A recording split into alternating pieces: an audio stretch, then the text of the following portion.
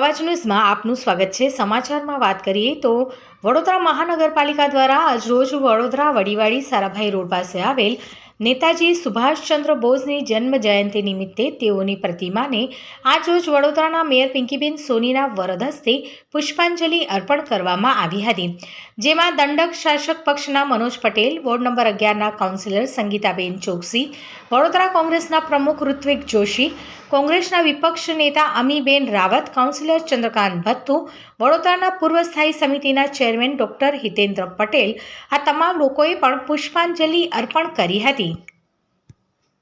तुम मुझे खून दो मैं तुम्हें आज़ादी दूंगा અને જય હિન્દ જેવા સૂત્રો આપનાર નેતાજી સુભાષચંદ્ર બોઝ જે રાખમાંથી પણ રાષ્ટ્રનું સર્જન કરનાર મહાન વિભૂતિઓમાંના એક મહાન વિભૂતિ હતા। તેમનો જન્મ બંગાળના કટકમાં 1897માં થયો હતો।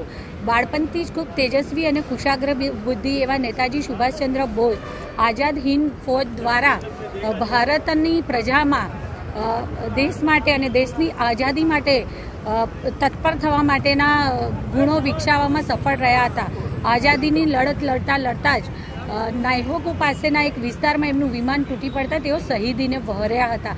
આમ આઝાદી માટે લડત લડતા શહીદીને વહોરનાર પ્રથમ ભારતીય સ્વાતંત્ર્ય સેનાની હતા।